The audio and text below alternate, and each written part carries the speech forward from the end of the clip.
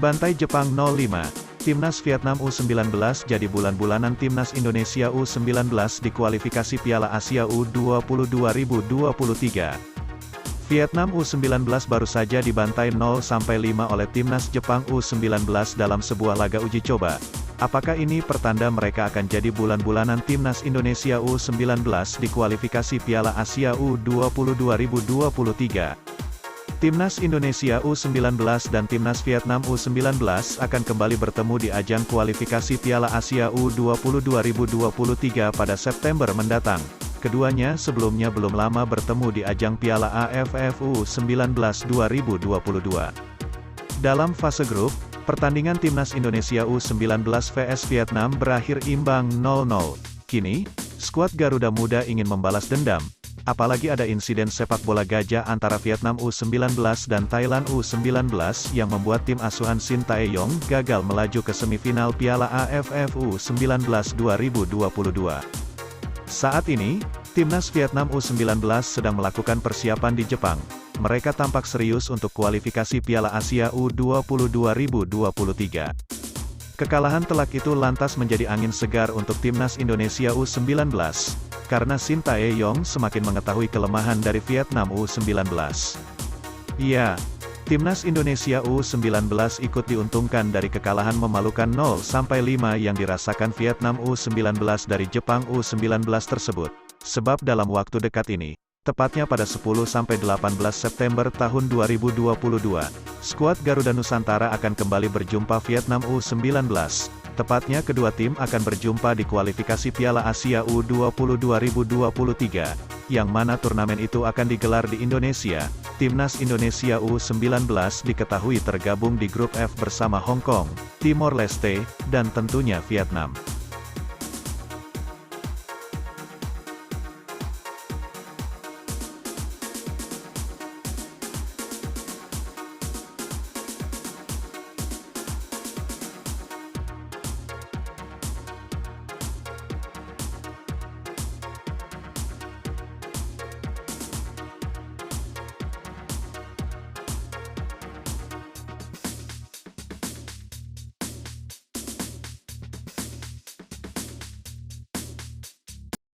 Prediksi line-up Timnas Indonesia di FIFA Matchday September tahun 2022. 3 pemain keturunan ambil bagian, peringkat FIFA skuad Garuda terdongkrak. Prediksi line-up Timnas Indonesia di FIFA Matchday September tahun 2022 akan dibahas dalam artikel ini. Baru-baru ini, Shin Tae-yong meminta kepada PSSI untuk dicarikan lawan yang menempati peringkat 50-100 dunia untuk dihadapi di FIFA Matchday September tahun 2022. Kami cari tim dengan peringkat 50-100 dalam ranking FIFA, kata Shin Tae-yong kepada wartawan yang juga dihadiri tim MNC Portal Indonesia di Stadion Madia, Senayan, Jakarta, Kamis tanggal 23 Juni tahun 2022. Namun, selang 2 hari setelah ucapan di atas, Shin Tae-yong dikabarkan merevisi ucapannya. Shin Tae-yong meminta kepada PSSI untuk dicarikan lawan yang menempati peringkat 120-154 dunia untuk dihadapi di FIFA Matchday September tahun 2022. Menghadapi tim-tim peringkat di atas, peluang skuad Garuda memenangkan laga cukup besar. Terlebih, Timnas Indonesia sudah terbukti kualitasnya dengan mengalahkan tim peringkat 147 dunia, Kuwait, dengan skor 2-1 di kualifikasi Piala Asia 2023. Peluang Timnas Indonesia memenangkan pertandingan semakin besar karena pada September tahun 2022, skuad asuhan Shin Tae-yong berpotensi dibantu 3 pemain keturunan yang proses naturalisasinya hampir rampung. Mereka ialah Sandy Walsh, Jordi Amat dan Sain Patinama. Kehadiran 3 nama ini membuat skuad Timnas Indonesia layak percaya diri menatap laga-laga ke depan. Lantas, pola apa yang bakal diandalkan Shin Tae-yong?